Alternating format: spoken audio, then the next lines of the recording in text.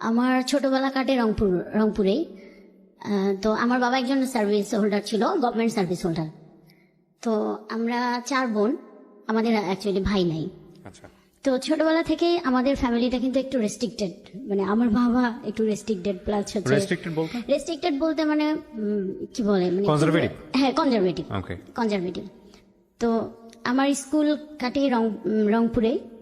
আমি যখন ক্লাস 1-এ ভর্তি হই তখনই আমার বাবা ট্রান্সফার হয়ে রংপুরে চলে আসে, মেইন শহরেই চলে আসে। ইভেন আমার বাবা ওইখানে হচ্ছে পরে আস্তে আস্তে ওখানে সেটেল হয়ে যায় আর কি। আচ্ছা, তো আমি রংপুরের একটা নামকরা স্কুলেই পড়ি।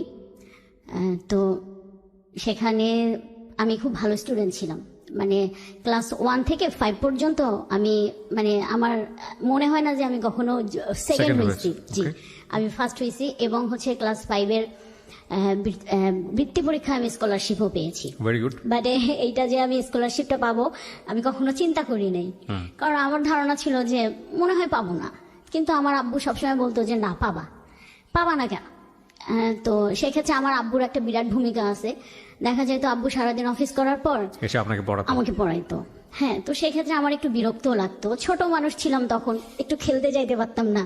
তো আমি আম্মুকে বলতাম যে আম্মু সবাই খেলে, আমি কবে খেলতে পারবো। আর আমাদের বাসা, আমাদের আব্বুর মানে আমাদের অফিস থেকে, মানে আব্বুর অফিস থেকে আমাদের একটা কোয়ার্টার দিয়েছিল, সরকারি কোয়ার্টার। তো আমরা আমাদের ছোটবেলা ওইখানেই বেড়ে ওঠা। তো দেখা যাইতো যে আমার আরো যে 2টা ছোট ছোট বোন আছে, তারা খেলতো, আমি খেলতে পারতাম না। এই কারণে আমার নানান কমপ্লেন ছিল আমার আম্মু আব্বুর প্রতি। তারপরে এই আর কি, ওখান থেকে আমি খুব ভালো রেজাল্ট নিয়ে স্কুল শেষ করলাম। তারপরে আমি একটা গভর্নমেন্ট স্কুলে ভর্তি হইলাম। হওয়ার পর ওইখানে আমি ক্লাস, মানে এসএসসি পর্যন্ত খুব ভালোভাবেই আমার পড়াশোনা ছিল। তো এর মধ্যে নানান ধরনের প্রপোজাল পাই, যেটা হয় আর কি। তো আমার তখন কিন্তু সেই মুহূর্তে ওই ধরনের কোনো ইচ্ছা ছিল না, বোঝারও বয়সও হয় না, ইচ্ছাও ছিল না। কিন্তু আমার ভালো লাগতো, আমি খুব এনজয় করতাম। এবং প্রত্যেকটাই হচ্ছে আমি আমার আম্মুকে গিয়ে বলতাম, আম্মু জানো অমুক একটা ছেলে আজকে স্কুলে আসতে আমাকে চিঠি দিয়েছে। এবং প্রত্যেকটা চিঠি কিন্তু আমার আম্মু পড়তো। তো মানে আমার বাবাকে খুব ভয় পাইতাম। মানে যত স্কুল এসএসসি পর্যন্ত এসে আমার বাবার সাথে একটু গ্যাপ ক্রিয়েট হয়েছে, মানে তো একটু বড় হয়ে গেছি, তখন মনে হচ্ছিল যে একটু নিজের মতো চলবো। তো এইভাবে আমার স্কুল লাইফটা শেষ হলো। এসএসসিও আমি মোটামুটি খুব ভালো করে মানে পাশ করে গেছি, যেটা এক্সপেকটেশন ছিল সেটা হয়তো পারি নাই, বাট রেজাল্ট খুব খারাপও হয় নাই। আচ্ছা, তো এরপরে আসলো আমার মেইন পয়েন্টও না, মানে আমার কলেজ জীবন। আমি গভর্নমেন্ট সরকারি ওমেন্স কলেজে ভর্তি হইলাম। ওখানেও ভর্তি হওয়ার পরে এই যে এখান থেকে কিন্তু আমার বাবার সাথে আমার আরো একটু বেশি গ্যাপ ক্রিয়েট হইলো। কারণ আছে কি? কারণ আছে বলতে, এই যে মানে আমি খুব ভালো স্টুডেন্ট ছিলাম, আমি সায়েন্স নিয়ে পড়াশোনা করছি। তো আমি খুব ভালো একটা স্কুলে চান্স পাইছিলাম। আনফরচুনেটলি আমি সায়েন্সে চান্স পাই নাই, আমি আর্টসে চান্স পাইছি।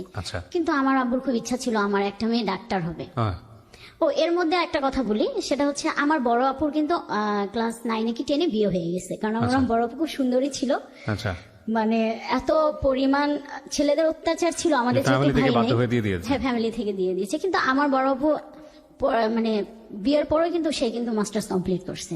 আমার দুলাভাই বাইরে ছিল। তো এর মধ্যে আমি, বড় আপু তো শ্বশুর বাড়িতে চলে গেছে, ওখান থেকে পড়াশোনা, তো সে তার মতো আর কি সংসার জীবন করতেছে। তো আব্বু এখন চিন্তা করতেছে আমার একটা মেয়েকে তো আমি অনেক তাড়াতাড়ি বিয়ে দিয়ে দিছি, আর ওই মেয়েটার থেকে আমার এই মেয়েটা অনেক ভালো, পড়ালেখায় অনেক ভালো, বাকি 2টা তো এখনো ছোট ছোট। তো আব্বুর এটা ছিল যে তুমি সায়েন্স নাও। এখন আমার কথা হলো যে আমি খুব ভালো একটা স্কুলে চান্স পাইছি, মানে আমি ওই স্কুলটা ছাড়তে চাইতেছিলাম না। সায়েন্স আর্টস কোনো ফ্যাক্ট না। কিন্তু আব্বু এটা নিয়ে খুব একটু রিয়াক্ট করছে। আমি আর আম্মু অলমোস্ট ভর্তি হইতেও গিয়েছিলাম ওই স্কুলে। ঠিক যে টাইমে আমি ফর্মটা ফিল আপ করবো, ওই টাইমে আব্বু ফোন দিয়ে আম্মুকে বলছে যে না, আমি ওখানে পড়াবো না, তুমি ওকে নিয়ে আসো। আর ছোটবেলা থেকে আমরা যেটা দেখতাম যে আব্বু একটু খুব রাগী, আব্বু যেটা বলতো আম্মু সেটাই করতো, আর আমরা সেটাই করতাম। তা আম্মু আমাকে বললো যে যাই হোক, তোমার বাবা যেটা চাইতেছে সেটাও তো খারাপ না, তুমি একটু চেষ্টা করো, পাবা। কিন্তু আমার কেন জানি ভাইয়া তখন মনে হয়েছিল যে আমি হয়তো সায়েন্সটা নিয়ে পড়তে পারবো না। কেন জানি আমার মনে হয়েছে যে আমি হয়তো এসএসসিটা যে পরিমাণ একটা রেজাল্ট আমার আশা ছিল সেটা হয় নাই, আমি মনে হয় সায়েন্সটা পারবো না। আমি আম্মু আব্বুকে কাউকেই বুঝাইতে পারি নাই। আচ্ছা, তো আব্বু আমাকে কি করলো, নিয়ে আসলো ওখান থেকে। নিয়ে আসার পর আমি সায়েন্সে ভর্তি হইলাম। এক পর্ব খুব জোর করেই ভর্তি হইলাম। আচ্ছা, আমার মনটা ওইখানে একটু ভেঙে যায় যে আমাকে চাপাই দিল। যাই হোক, বাসা থেকে ক্লাস করতেছিলাম। বাসা থেকে ক্লাস করতে আমার একটু অসুবিধা হচ্ছিল, কারণ কলেজটা একটু অনেক দূরে ছিল। একটা সময় আমি আব্বুকে গিয়ে বললাম, আব্বু আমার বাসা থেকে কলেজটা যেতে অনেক সমস্যা হয়, তো আমি যদি একটা হোস্টেলে উঠি। আমাদের কলেজে হোস্টেল ছিল তখন কি সেটা রংপুরে? জি ভাইয়া, রংপুরে। তো আব্বু বলছে যে না, কি এমন অসুবিধা হয়, আমি তো তোমাকে প্রতিদিন বাইকে করে নামাই দিই। আচ্ছা, আমি বলছি, আব্বু প্রতিদিন বাইকে করে নামাই দিলে অনেক সময় হয় কি ক্লাসটা যেতে লেট হয়ে যায়, আর বাসায় আসতে আসতে আমারও খুব টায়ার্ড লাগে, পরে আর মানে রাতে বেশিক্ষণ আমি পড়তে পারি না, ঘুমাই যাই। তো এরকম করে 6 মাস আমি বাসা থেকেই ক্লাস করছি। 6 মাস পরে আমাদের এমনি একটা পরীক্ষা হয়। সে পরীক্ষাটার মধ্যে আমি খুব একটা ভালো রেজাল্ট করতে পারি নাই। তখন কিন্তু আমাদের রেজিস্ট্রেশন হয়নি। তো সেখানে আমি কেমিস্ট্রি, এটা আমার মাথায় কিছুই ঢুকতো না। অন্যান্য সাবজেক্ট আমার কোনো প্রবলেম নেই, কিন্তু কেমিস্ট্রি বুঝতেন না? হ্যাঁ, কেমিস্ট্রিটা আমার মাথায় ঢুকতো না। আমি 6 মাস ক্লাস করার পর আব্বুকে বলছি, আব্বু এখনো তো রেজিস্ট্রেশন হয় নাই, আমি কিন্তু চাইলে চেঞ্জ করতে পারি, কারণ আমার মনে হয় যে আমার কেমিস্ট্রিটা একদমই মাথায় ঢুকতেছে না। তো আব্বু বলতেছে, না না সমস্যা নেই, আমি আরো 2টা মাস্টারের জায়গায় আরো 3টা মাস্টার রাখবো। মানে ওনার মেন পয়েন্টটা ছিল আমাকে ডাক্তার বানাবে, যেভাবেই হোক। তো এরকম করে আমি আব্বুকে বুঝাইতে পারলাম না। আমি রেজাল্ট ওইদিকে খুব একটা ভালো হইল না, হোস্টেলে চলে গেলাম। হোস্টেলে সিট পাইতে অনেক কষ্ট করতে হয়েছে, কারণ অলমোস্ট তখন ফুল, কোনো রুম পাই নাই। তখন আমার ওই হোস্টেলের একজন আমার রিলেটিভ ছিল, আমার সম্পর্কে মামা হয়। আব্বু ওনার সাথে কথা বললো যে আমার মেয়ের তো এরকম আসতে খুব অসুবিধা হয়, আপনি যদি একটা ব্যবস্থা করেন। পরে আব্বুকে বললো যে ভাই এই মুহূর্তে তো আমরা কোনো রুম দিতে পারবো না, তবে গণরুমে ওকে একটা করতে মানে সিট দিতে পারবো। যখন কোনো একটা রুম খালি হয়ে যাবে, কোনো একটা মেয়ে চলে যাবে, তখন আমরা তাকে সেখানে শিফট করতে পারবো। তো প্রথমে কিন্তু খুব ভালো লাগতেছিল যে হোস্টেলে আসবো, একটা স্বাধীন জীবন, স্বাধীন জীবন, হ্যাঁ খুবই ভালো লাগতেছিল। কিন্তু যেদিন আব্বু আম্মু আমাকে মানে হোস্টেলে নিয়ে আসার পর আব্বু আম্মু যখন চলে গেল, তখন না মনের ভিতরে একটা মানে বাবা মা যে নাই, থাকবে না কাছে, এটা ফিল করে আমার খুব কান্না পাইলো। পরে আব্বু বললো যে আচ্ছা তুমি কান্নাকাটি করো না, আমার তো অফিস এদিকেই, আমি যাওয়ার সময় একবার দেখা করে যাব। আর আম্মু তো জানেনি ভাইয়া মায়েরা কি হয়। পরে আম্মু আব্বুকে বলতেছিল যে মেয়েটাকে জোর না করলেও পারতা।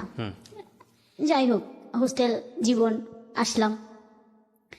1 সপ্তাহ খুব খারাপ লাগছে, অ্যাডজাস্ট করতেও খুব কষ্ট হয়েছে, কিন্তু খুব একটা সমস্যা হয় নাই আমার, কারণ আমি আমার স্কুলের কিছু পরিচিত ফ্রেন্ড পাইছি। তো যে কারণে, এবং ওরা মোটামুটি আমার খুব ক্লোজই ছিল, যে কারণে আমার অ্যাডজাস্ট করতে সমস্যা হয় নাই। তো এইভাবে হোস্টেল জীবন কাটতেছিল। একটা পর্যায়ে গিয়ে আমি একটা রুম পাই, এবং ভাই আমার কপালটা এত ভালো, আমি যে রুমটা পাই সেখানে আমার ওই স্কুলের বান্ধবীরাই ছিল। 2 জন ছিল, আর 2 জন, আর একটা মেয়ে ছিল, সে আমাদের স্কুলের না, বাট ওর সাথেও কেন জানি মানে ওই একদিনেই খুব তাড়াতাড়ি আমরা ফ্রি হয়ে গেলাম। হ্যাঁ, তো এরপরে হোস্টেল জীবন খুব মানে ভালোভাবে কাটতেছিল, হাসি কান্না দুষ্টামি, প্রচুর দুষ্টামি করতাম আমি আমার মনে আছে আমি দুষ্টামির জন্য ম্যাডামের মাইরও খাইছি কলেজে পড়ি।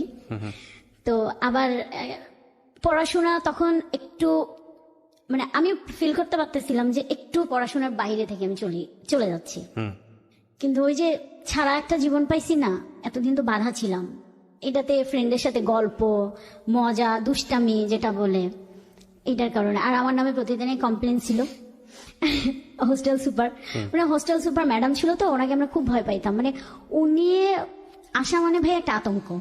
তারপর এইভাবে আমার এসএসসি রেজাল্ট ফার্স্ট টাইমে একটু খারাপ হইলো। HSC or SSC? না এইচএসসি, ইন্টারমিডিয়েট। প্রথম আমার খারাপ হয়ে গেল, আমি রেজাল্ট বের হইলো, তখন আমি মানে বোর্ড পরীক্ষায় খারাপ করলাম। বোর্ড পরীক্ষায় খারাপ, সেকেন্ড টাইম আবার দিয়েছেন? হ্যাঁ সেকেন্ড টাইমে আবার দিয়েছি। ওই রেজাল্টটা খারাপ যখনই হইলো, তখনই মানে আব্বুর সাথে আবার আরো দূরত্ব বেড়ে গেল, ও কারণ ওকে। আমার থেকে আমার বাবা বেশি কষ্ট পাইছে। হুম কারণ আমার বাবার খুব ইচ্ছা ছিল যে আমি যদি পাশও করতাম, বাবা যেভাবেই হোক আমাকে মেডিকেলে পড়াইতো, আচ্ছা আচ্ছা, প্রাইভেট হলেও। প্রাইভেটে হলো। এবং রেজাল্ট যখন আসলো, আমরা রেজাল্ট শিট পাওয়ার কিছুদিন পর আমার মার্কশিটটা পাই না, তখন দেখা গেল যে আমি সায়েন্সে মানে সায়েন্সের যে সাবজেক্টটা কেমিস্ট্রি, ওই এটাতে chemistry? ফেল করছি। হ্যাঁ, বাকিগুলো আমার মোটামুটি ভালোই ছিল। তো আব্বু ডিসিশন নিল আমাকে কেমিস্ট্রিতে আবারই পরীক্ষা দেওয়া হবে। আমি আব্বুকে তখন বলছি, না আব্বু, তাহলে আমি আর পড়াশোনাই করব না, কারণ আমার মাথায় ঢোকে না। আমার যদি না ঢোকে, আমি নিতেই পারতেছি না, তাহলে আমি কিভাবে পড়বো? তখন যাই হোক, আমার আম্মু অনেক বুঝাইলো, আম্মু খুব সাপোর্ট করছে, এখনো আম্মু খুবই সাপোর্ট করে আমাকে। আম্মুর সাপোর্ট করার পর আব্বু একটা সময় বুঝলো, কিন্তু আব্বুর মন থেকে ওটা আসলো না। যাই হোক, আমি পরের বার নতুন করে আবার ভর্তি হইলাম। হিউম্যানিটিস? হিউম্যানিটিস না ভাই, আমি কমার্সে ভর্তি হইলাম। আচ্ছা। তখন আব্বু বললো, ঠিক আছে হিউম্যানিটিস না, কমার্সে তুমি ভর্তি হও। কমার্সে ভর্তি হইলাম। যাই হোক, কমার্সের রেজাল্টও আমার খুবই ভালো হইলো, খুব ভালো বলতে মোটামুটি ভালো। হুম। তারপরে এখন ভার্সিটি পরীক্ষা, অনেকগুলো ভার্সিটির পরীক্ষা দিয়েছি, কিন্তু আমি চান্স পাইনি। ঢাকা ভার্সিটিতে আমি ইংলিশে ফেল করছি, নাহলে আমার অনেক ভালো স্কোর ছিল, ইংলিশে ফেল না করলে আমার মনে হয়ে যাইতো। এইটাতেও আব্বু বড় একটা ধাক্কা খাইলো। তারপরে আমি তখন চিন্তা আসলো, আমার সব ফ্রেন্ডরা ঢাকায় ভর্তি হইতেছে, আমি ঢাকায় ভর্তি হব। আব্বুর আগে বললো, আমি তোমাকে আর ঢাকা টাকা কোনো কিছু নেই না, রংপুরে আমাদের এখানে অনেক মানে রংপুরে আমাদের এখানে ভার্সিটিও আছে, যেটা রোকেয়া বিশ্ববিদ্যালয় এখন হয়েছে, আর খুব ভালো একটা নাম করা জাতীয় বিশ্ববিদ্যালয় আছে। তো বললো যে এই দুইটার মধ্যে তোমাকে আমি একটা ভর্তি করাই দেবো। কিন্তু আমার ওই যে ঢাকায় আসবো আমি, সব ফ্রেন্ডরা ঢাকায় গেছে, ওরা সবাই ঢাকা থেকে বাসায় আসবে, আমার সাথে দেখা হবে, আমি এখানে এখনো পড়ে আছি। কারণ মানে এমনও স্টুডেন্ট ঢাকায় ভর্তি হয়েছে, আমার কাছে ওইটাই মাথার মধ্যে ঢুকছে যে তারা আমার থেকে মানে অনেক খারাপ স্টুডেন্ট ছিল, আমি তো ভালো ছিলাম, আমি কেন ঢাকায় পড়বো না? সে এসে বলবে আমি হচ্ছে ঢাকায় পড়ি, আমার এটা কেমন লাগবে না? এই একটা জেদ থেকে আব্বু আমার জেদের কাছে পারলো না আর। আব্বু বলছে, ঠিক আছে আমি ঢাকায় তোমাকে ভর্তি করাই দিই। তো আমার এক ভাইয়া তখন মার্চেন্টাইজিং এ পড়াশোনা করে শান্তমরিয়ামে, ভাইয়ের সাথে কথা বললো। আমাদের ঢাকায় তখন মোটামুটি রিলেটিভ থাকলেও মানে মানে ওই রকম কারোর সাথে তেমন কোনো আমাদের যোগাযোগ ছিল না। আমার ওই ভাইয়া ছিল আমার মেজো মামার ছেলে। তো আব্বু ভাইয়ার সাথে কথা বললো, তো ভাইয়া আমাকে বললো, আচ্ছা ঠিক আছে, মানে আব্বুকে বললো যে ঠিক আছে ফুপা, আপনি তাহলে ওকে নিয়ে আসেন, আমি দেখি এখানে ফর্ম। তো আমার আবার ইচ্ছা ছিল ফ্যাশন ডিজাইনিং এ পড়ার। শান্তামরিয়াম? শান্তমরিয়াম। ওকে। তো শান্তমরিয়াম ফ্যাশন ডিজাইনিং এ পড়বো। আব্বু এটাতে রাজি হইলো যে আচ্ছা ঠিক আছে পড়ো, এখন আমি তোমাকে কোনোটাই বাধা দেবো না, তোমার যা ভাল লাগে তুমি পড়ো। কারণ you are out of my track. হ্যাঁ, পরে ফ্যাশন ডিজাইনিং এ পড়বো, এই একটা খুবই মানে এক্সাইটেড। আমি ঢাকায় আসলাম, যেদিন আমি ভর্তি হব ওই দিন আমি ফর্ম ফিল আপ করবো, ঠিক ওই মুহূর্তে আবার আমার বাধা। আমার ওই ভাই আমার বাবাকে বুঝাইলো, না না ফ্যাশন ডিজাইনিং এ মেয়েরা পড়ে না, তো মেয়েরা উচ্ছৃঙ্খল মানে খুবই অধ্যত টাইপের হয়, তো হচ্ছে দরকার নেই, ওকে বিবিএতে ভর্তি করাই দেন। এই যে আমার বাবার মাথায় ওখানে ঢুকাইলো। আমার বাবা চিন্তা করলো, তাই তো আমাকে ছাড়া ফ্যামিলি ছাড়া থাকবে যদি আমার মেয়েটা এরকম হয়ে যায়। তো আমাকে ওইখানেই আব্বু আবার বললো যে না, ফ্যাশন ডিজাইনিং এ পড়া যাবে না, তুমি এটাতেই ভর্তি হও, না হলে তুমি আমার সাথে চলো। কি আর করার, ভার্সিটিতে ভর্তি হইলাম। প্রথম ক্লাস সবকিছুই মিলে খুবই ভালো লাগলো। তো আমাদের ভার্সিটিতে হয়েছে কি ভাইয়া, একটা আমার 5 জনের একটা গ্রুপ হয়েছে। আর আমার না ছোটবেলা থেকে একটা খুব মানে কি বলবো, আমি মেয়েদের সাথে খুব কম মিশতাম, জানি না কেন। মানে আমার ছেলে ফ্রেন্ড ছিল প্রচুর, ছেলেদের সাথে আমি কমফোর্ট। এটা হয় ন্যাচারালি, যার যেটা ভালো লাগে। হ্যাঁ। তো আমার ওই গ্রুপের মধ্যেও দেখা গেছে যে হচ্ছে মানে আমার বাবা ওই যে মন খারাপ করার পর আমার সাথে একটু কম কথা বলে, তারপরে জোর করে ঢাকায় আসছি, কিন্তু আমাকে সাপোর্ট করছে পড়াশোনা। আমার পড়াশোনার খোঁজ খবর আমার বাবা ভার্সিটি পর্যন্ত নিছে, যে কারণে হয়তো আমি পাশ করে গেছি বা মানে এতদূর আগাইতে পারছি। তো আমি ভার্সিটি লাইফে ফাঁকি দিতে পারিনি, কোনো স্কোপ ছিল না। বাবা রংপুরে থাকলেও দেখা যেত যে আমাকে ওইখান থেকে কন্ট্রোল করতো। আমাকে ফোন দিছে একটা, জাস্ট খুব নর্মাল। আপনি শান্তামরিয়ামে যখন পড়তেন তখন থাকতেন কোথায়? আমি তখন সাবলেট? হ্যাঁ, তখন না, ফার্স্ট টাইমে আমি হচ্ছে আপনার হোস্টেলে উঠছিলাম, কিন্তু আমার 6 মাস পরে তখন তো আমি নতুন ঢাকায়, আর আমি কিছু বুঝিও নাই। আমার পানিতে একটা প্রবলেম হয়েছিল, যেটা হয় আর কি সাধারণত ঢাকায় আসলে। শুধু জন্ডিস না, আমার অনেকগুলো রোগ হয়েছে। তো আমার টাইফয়েড মানে হলো, এবং এত খারাপ অবস্থা, আমি আইসিইউতে ছিলাম। আচ্ছা। তো এরপরে আব্বু চিন্তা করলো যে তাহলে ওকে আর হোস্টেলে দেওয়া যাবে না। হুম আর তখন আব্বু বললো তাহলে কি করবা, তুমি কি আসবা? আমি বলছি না আব্বু, আমি আসবো না, আমি এখানেই পড়ব। হুম তো আব্বু বললো যে আমরা তো অনেক দূরে, চাইলেও তো যেতে পারি না। হুম আর তোমার ছোট, আমার এর মধ্যে বলি আমার তখন একটা ছোট বোন, খুবই ছোট, আপনার 4-5 বছর, আর আমার ছোটটা তখন স্কুলে পড়ে, ক্লাস 9 কি 10 পড়ে। হুম তো দুইটাই ছোট ছোট মোটামুটি। এখন এই দুইটাকে ছেড়ে তো আম্মুর ঢাকায় এসে থাকা সম্ভব না। হুম পরে আম্মু বললো যে তাহলে এক কাজ করি, ওকে একটা সাবলেটে তুলে দেই, কারণ যদি ম্যাচ করে থাকে আমি গিয়ে ওখানে অনেকদিন স্টে করতে পারবো। হুম তারপরে আমি উত্তরায় ছিলাম ভাইয়া, হুম উত্তরায় একটা বাসায় আমি সাবলেট ছিলাম। তো আম্মু দেখা যেত আমাকে ঢাকায় 6 মাস, বাড়িতে 6 মাস, ওকে। এরকম করে করে আমার আম্মু থাকা শুরু করলো। আপনার এখানে 6 মাস, বাড়িতে 6 মাস। বাড়িতে 6 মাস, হ্যাঁ। জি। এর মধ্যে হইলো তখন আমি আমার 4th সেমিস্টার, 3rd সেমিস্টার শেষে 4th সেমিস্টারে আমি উঠছি। হুম তো এর মধ্যে আমাকে আমার আব্বু একটা মোবাইল কিনে দিয়েছিল। আচ্ছা, এই প্রথম মোবাইল? মোবাইল এই প্রথম বলতে আমার এই প্রথম অ্যান্ড্রয়েড যে মোবাইল, আপনার স্যামসাং একটা মোবাইল কিনে দেয়। জি। এরপরে তো আমি সবাই চিন্তা করলাম যে আমার এতদিন ছোট মোবাইল ছিল, আমি তো ফেসবুক ইউজ করতে পারতাম না। তো আমি একটা ফেসবুক অ্যাকাউন্ট খুলি। ফেসবুক অ্যাকাউন্ট খোলার পর ওই নানান ধরনের হচ্ছে মানে ফ্রেন্ডদের সাথে গল্প আড্ডা এটা সেটা, কিন্তু এর মধ্যে আমি যতই দুষ্টামি করি না কেন পড়াশোনাটা করতাম। মানে আমি যে 1 ঘন্টায় পড়তাম, আমি 1 ঘন্টা পড়াশোনাই করতাম। ওকে। মানে সবার সাথে আড্ডা, আমাদের একটা গ্রুপও হইলো ভার্সিটির, তো এখানে মজা টজা, তো সবকিছু মিলেই মানে ভালো একটা সময়, ভালো মানে আমার মনে হয় সব থেকে বেস্ট সময় আমার ভার্সিটি পার করছিলেন। হ্যাঁ, হ্যাঁ। 3rd সেমিস্টার তখন আপনি? হ্যাঁ, 3rd সেমিস্টারে।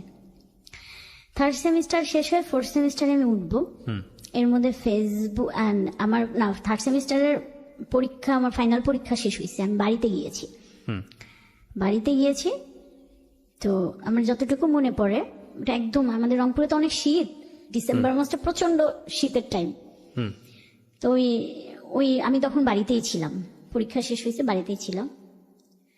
তো এর মধ্যে হচ্ছে ফেসবুকে অনেকদিন পর মানে ওই যে ঘাটাঘাটি করতে করতে একটা মেসেজে গিয়ে আমার চোখ আটকাইছে। এখানে একটু কথা বলি ভাইয়া, সেটা হচ্ছে যে মানে আমি স্কুল লাইফ বলেন, কলেজ লাইফ বলেন, ভার্সিটি লাইফ বলেন, মানে আমার ছোট থেকে একটা না জিনিস কাজ করতো।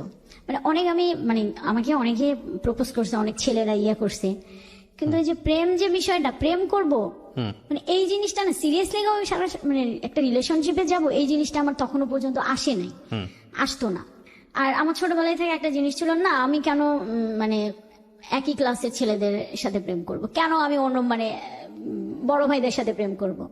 আমার না ছোটবেলা থেকে আমি জানি না, মাথায় একটা জিনিস ঘুরতো, আমার থেকে 10-12 বছরে বড় হবে এরকম কেউ আমাকে প্রপোজ করলে আমি এদের সাথে প্রেম করব। মানে এরকম একটা আমার ছিল, জানি না কেন। তো বাসায় ওই টাইমটায় কোনো কাজ নেই, পরীক্ষা টরীক্ষাও শেষ হয়েছে। আর তখন ওই টাইমটা আমাদের বাসায় আবার খুব মানে সব আত্মীয় স্বজন ছিল, বলতে আমার বড় বোন আসছে অনেকদিন পর, মানে এটা নিয়ে পুরো একটা মানে বাসার একটা খুব ভালো মোমেন্ট ছিল। তারপরে তো আমি একদিন শুয়ে আছি দুপুরবেলা, হঠাৎ করে আমার একটা মেসেজটা অনেকদিন আগে পাঠাইছে, আমি এটা খেয়াল করি নাই। আমার এখনো মনে আছে 25 তারিখ হবে, কেউ একজন, তখন চেনেন না আপনি? হ্যাঁ, চিনি না।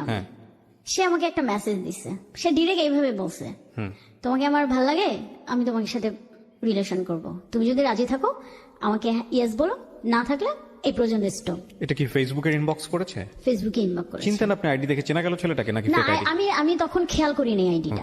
আমি না ওই যে ওই রকম একটা মেসেজ দেখে মানে আমার খটকা লেগেছে, যে কে, মানে খটকা থেকে আমার বেশি একটা ইন্টারেস্ট লেগেছে।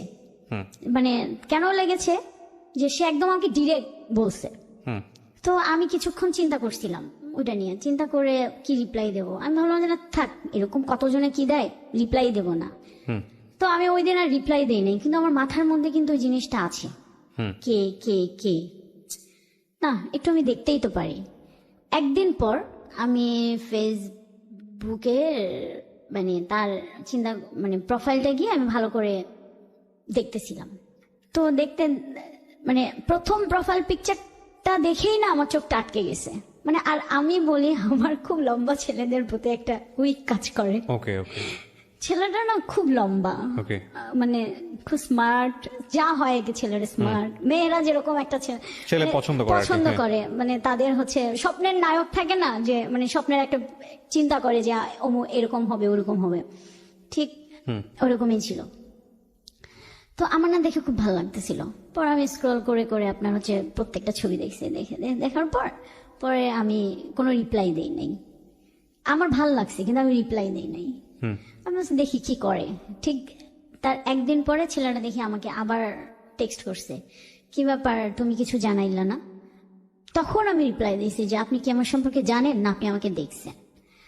তো বলছে যে আমি তোমার সম্পর্কে জানি না কিন্তু তোমাকে আমি দেখেছি, দেখেই আমার ভালো লেগেছে।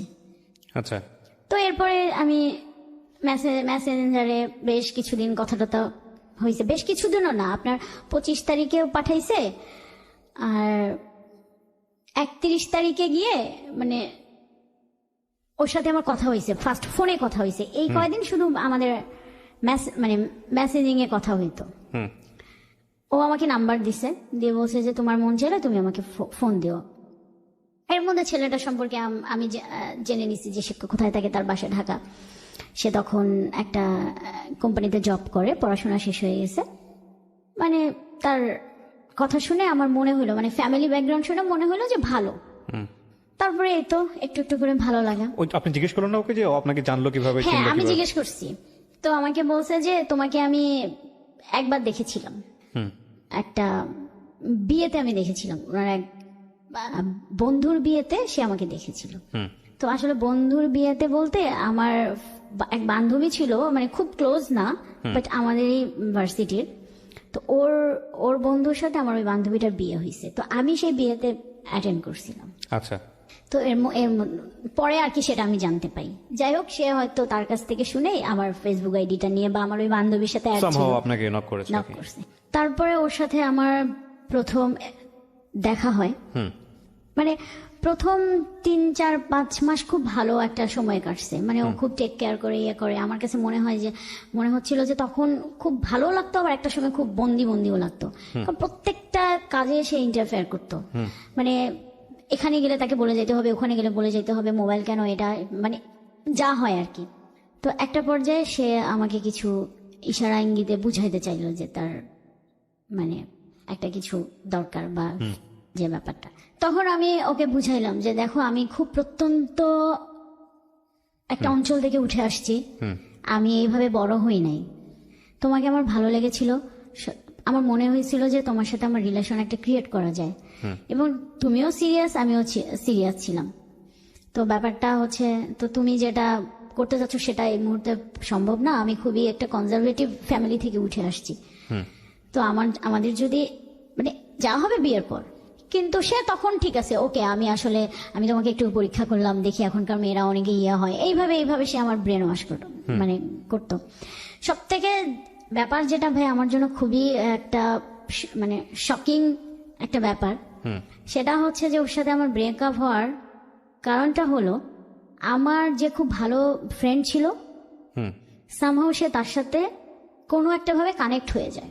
আচ্ছা, কানেক্ট হওয়ার পর তাদের মধ্যে একটা রিলেশন ক্রিয়েট হয়, যেটা আমি জানতাম না। মানে মানে সে আমাকে বুঝতে দেয়নি, মানে হয় না যে অন্যদিকে ডাইভার্ট হয়ে গেলে আমার দিক থেকে সরে আসা বা একটু সময় কম দেওয়া, মানে আমি কোনোভাবেই বুঝতে পারিনি। তো একদিন যখন ব্যাপারটা আমার সামনে চলে আসলো, খুব বাজেভাবেই সামনে চলে আসছে, তখন আমার অবস্থাটা এতটাই খারাপ ছিল, আমি ওকে মানে তখন ওর প্রতি আমার এত একটা ব্যাড ইমপ্রেশন যেটা বলেন, মানে এত একটা খারাপ অনুভূতি তৈরি হইলো যে আমি ওকে যে জিজ্ঞাসা করব সেই রুচিটাও আমার হয়নি। মানে আমার কাছে মনে হলো যে এটাই কি লাইফের একটা পার্ট, এটার জন্য কি মানে এত বড় একটা মানে সে আমাকে কষ্ট দেবে। ওই যে ওইখান থেকে আমার মাথার মধ্যে একটা ইয়ে ঢুকছে যে এটাই বুঝি লাইফের একটা পার্ট, ভালোবাসা কিছু না। আমার তো কোনো কমতি ছিল না, কিসে কমতি, এটাই আমার সবসময় মনে হইতো। আচ্ছা, তো এরপরে যাই হোক, সে অনেকবার আমার সাথে যোগাযোগ করার চেষ্টা করছিল, আমার ওইখান থেকে ওই দিনের পর থেকে একদমই টোটালি ক্লোজ।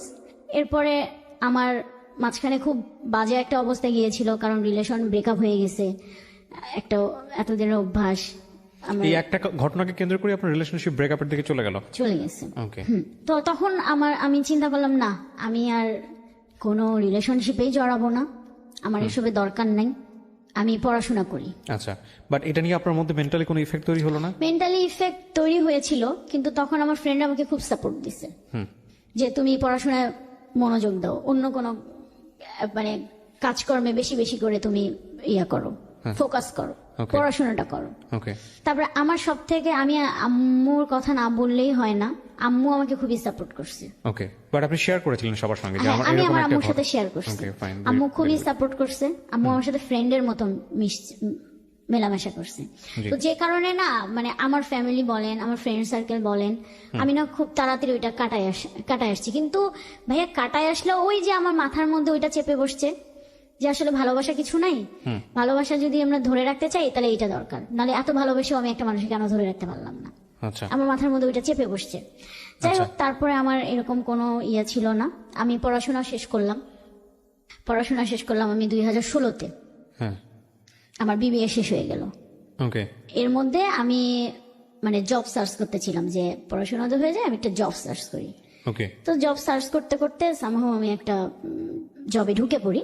ওকে। ওখানে আমার জব ভালো একটা কাজ, তো আমি চাই ব্যাপারটা তুমি হ্যান্ডেল করো, আর যেহেতু আমিও এখন দেশের বাইরে, তো আমি বললাম ঠিক আছে স্যার, আমি দেখি স্যার আমি কতটুকু করতে পারি, আমি ট্রাই করব আমার মতো করে। আমি তো ওই প্রথম দিনই আমার ওনার সাথে দেখা, আমি ওই একটা প্রবলেম নিয়ে আমাদের যে প্রোডাকশন ম্যানেজার ছিল ওনাকে নিয়ে আমি ওনার অফিসে যাই। আচ্ছা। আমি এখানে একটু ছোট্ট করে বলি, একটা ফ্যাব্রিক্সের ডিজাইনের ভুল হয়েছিল, মানে একটা ডিজাইন পুরাটাই উল্টা হয়ে গেছে। তো এটা তো কোনোভাবেই তো বায়ার অ্যাকসেপ্ট করবে না, কিন্তু আমার মালিকের কথা হলো এটা বায়ারকে অ্যাকসেপ্ট করাইতে হবে। আচ্ছা। কিভাবে করাবা, কোন মানে ব্রেন খাটাইলে, বুদ্ধি দিয়ে এইটা তুমি চালাইতে পারবা, কারণ এখানে আমার অনেক প্রফিট লস হয়ে যাবে। আচ্ছা। তো এইটা হচ্ছে তুমি ম্যানেজ করো, আমি মনে করি তুমি পারবা। ওকে। তো আমি ওইটা নিয়ে ওনার সাথে কথা বললাম, ফোনে কথা বলি ফার্স্ট টাইমে।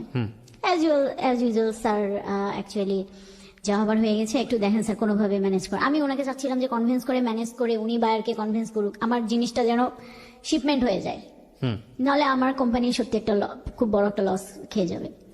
পরে উনি বললো আচ্ছা আপনি এক কাজ করেন, আর সব থেকে মজার ব্যাপার হলো উনি আমাকে যতই বুঝাইতেছিল ডিজাইনটা, আমি ঠিক তার উল্টা বুঝতেছিলাম। আচ্ছা। একটা পর্যায়ে উনি খুবই বিরক্ত, উনি আমাকে বললো তুমি ইয়া করো, আপনি ইয়া করেন, আপনাকে ফোনে আমি বুঝাইতে পারবো না, আপনি আপনার টিম নিয়ে আমার অফিসে চলে আসেন।